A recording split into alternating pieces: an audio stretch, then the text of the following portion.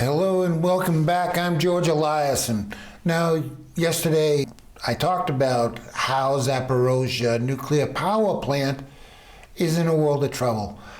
And Ukraine, through their Strategic Communications Office, i.e. InfoOps, is trying to set up Russia to take responsibility for a dirty bomb that they plan on setting off. What dirty bomb? They plan on igniting the plant. Throwing a wrench in the works was actually Biden administration's Tony Blinken when he accused Russia of using the plant as the equivalent of a human shield. Well, what's it mean? It means that the Russian army has control of the plant and that they're protecting the plant.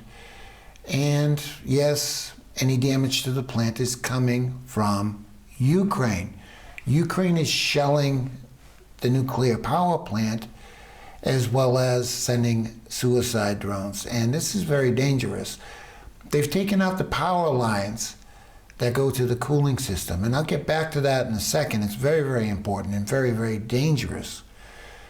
Now, the former head, and it was actually the first commissioner of the U.S. NRC, is demanding that the IAEA, which monitors nuclear power plants, honor its agreements with Ukraine, and it's more important than the actual safety of the plant. So Ukraine essentially has the freedom to do what they want to do right now, and they're not going to be held liable for it. Prior to his work as the commissioner of the NRC, Victor Galinsky was a department head at RAND Corporation. Now, RAND Corporation developed the means and methods early on. In the early 1990s, they forecast what would be used against the world in this information war. RAND Corporation is at the forefront of what's going on in information war regarding Ukraine, developing the methods, giving the developers a place to publish and get acclaim for their ideas. And this has been going on for a long time. Is nuclear safety and hygiene more important than information war? Well, apparently not according to Victor Galinsky, and it quite frankly is a shame to the NRC that this person can actually have a voice. Nuclear work is supposed to be non-political. There's a reason why it's apolitical. You don't do bad or careless things because you're happy or unhappy with politics or situations outside the plant. It's life inside the plant that actually matters to anybody that does nuke, and that's why it's a very quiet, very calm profession. It needs to be. And people like Galinsky is making that impossible right now in Ukraine. Now, how dangerous is this? I talked about the cooling system. A long time ago, many, many decades ago, I had a high rad clearance. Now, that security clearance let me go into all kinds of places in a nuclear power plant, and that's where I worked. No, I was not a nuclear engineer. And it's really important that nuclear engineers start weighing in on the situation in Zaporozhe. Let me tell you why. My introduction into nuclear, one of the first things they have you do is take a 3-week safety course. All through that, you're taking tests constantly. Every day, you're learning, you're taking tests. Well, unfortunately, I finished the entire course. It's self-paced before lunch on the first day. So I was a little bit bored. What I did was go through the computer files and I found the management courses.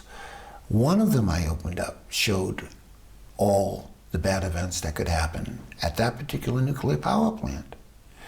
And this is one of the things that really concerns me about Zaporozhe. You see, a meltdown isn't the actual worst case event. It's not even close. Most of the bad goes underground. Some of the bad goes up in nuclear contamination. And we saw that with Chernobyl, we saw that with Fukushima. The real worst event is when a contaminated cooling pipe is broken. Now, why is that bad? Well, the steam coming out of a nuclear reactor is super hot. And if there's a burst, all that contaminated water goes up in the air.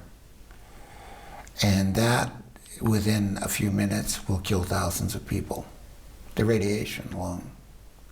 It's very, very bad. Within a few days, it could go up to 10,000 of people. Within a few weeks. You see the point here, right? This is why the IAEA needs to do its job. They need to drop the politics, and they need to get to Zaporozhe and inspect the plant. Now, the thing about shelling is that you can tell the exact direction those shells were fired from. That's why return fire comes very, very quickly once shells are fired. So they'll be able to determine who's doing the damage. That's part of the reason Ukraine does not want the IAEA there and bring inspectors where they have to actually take pictures. But we're talking about an event that can and will affect the world if Ukraine is allowed to pursue its current course. I'm George Eliason. Thank you.